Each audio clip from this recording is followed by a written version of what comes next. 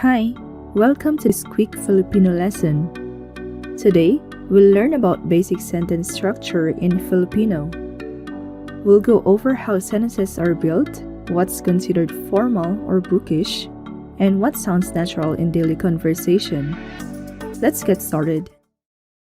Part 1. English versus Filipino sentence structure. In English, sentence structure usually follows subject, verb, object. Example: I ate rice. I is the subject, ate is the verb, and rice is the object. Now, in Filipino, we usually follow a different structure: verb, subject, object. So the translation of I ate rice is kumain ako ng kanin. Let's break it down. Kumain means ate. The root word of kumain is kain. Kain means to eat. Next word, ako, means I. Kanin means rice. Nang is an object marker. So it literally translates to ate I of rice. But that's how Filipino works. Part 2. Formal versus conversational sentence structure. Now, here's something important to know. There are two main styles of building Filipino sentences. The first one is the formal style. This structure is common in books, essays, speeches, and news writing. It follows this pattern: subject plus I plus verb plus object. I is a linking word in Filipino with no direct English translation. It is often used in formal or literary sentence structures. While it doesn't directly translate to is, am, or are, it functions in a similar way by connecting the subject and predicate of a sentence. It can be roughly thought of as is, am, are, depending on the context. Okay, back to the sentence earlier. I ate rice. This can be translated as ako ay kumain ng kanin. Ako ay kumain ng kanin. It means I ate rice. It's grammatically correct and you'll see it in formal Tagalog, but you won't hear it much in daily conversations. This pretty much helps beginners to learn Tagalog because this has direct sentence structure with English. You can just translate the sentence word per word in the SVO sentence structure, and by just adding I. Conversational or natural style. This is what people use when speaking to friends, family, or co-workers. It follows the structure verb, subject, plus object. Example, I ate rice. Kumain ako ng kanin. Say it with me. Kumain ako ng kanin. It's the same meaning, but it sounds more natural when speaking. Part 3. More examples. She drank water. Siya ay uminom ng tubig. Siya ay uminom ng tubig. Again, in order to follow the VSO sentence structure, you remove the I and you move the verb in the beginning of the sentence. Uminom siya ng tubig.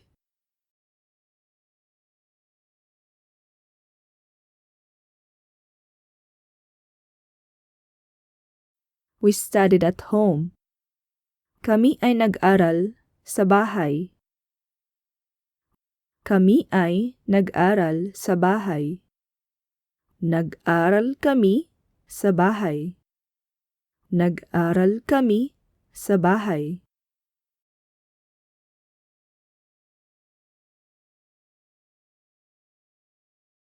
They're sleeping. Sila ay natutulog. Sila ay natutulog. Natutulog sila. Natutulog sila.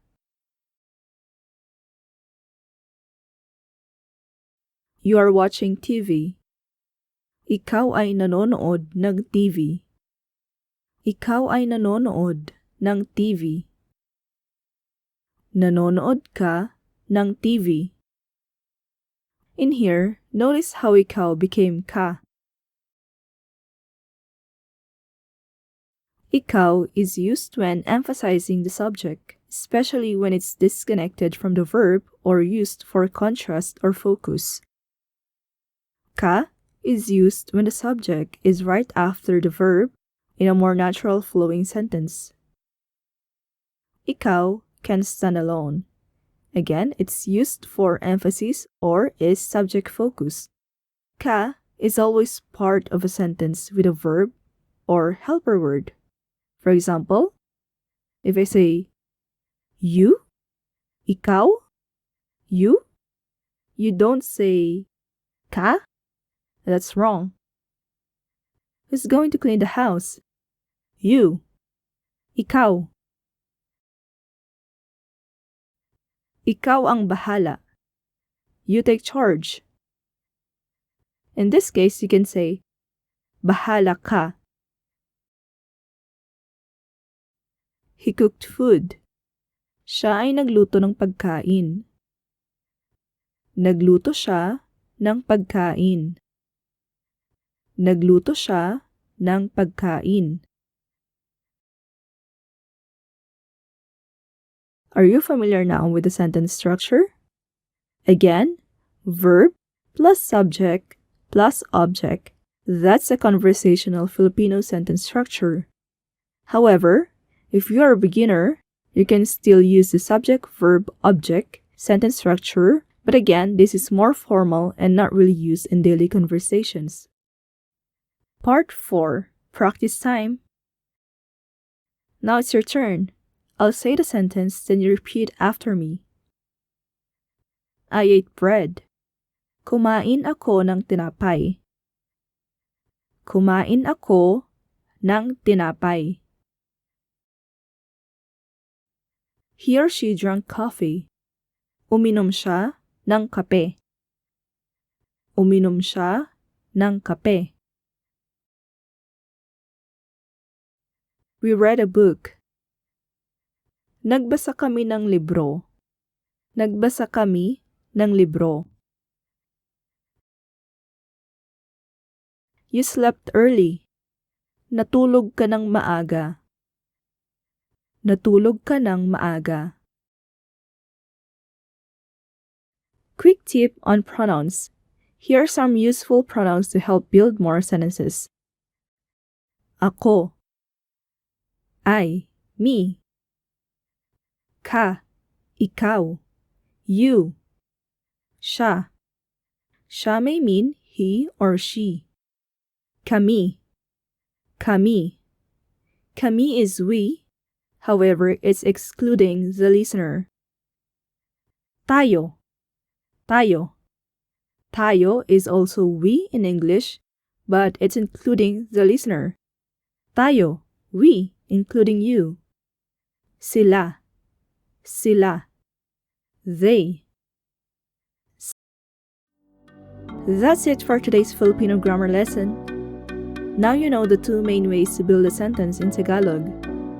Thank you for learning with me today. Salamat, ingat, and paalam!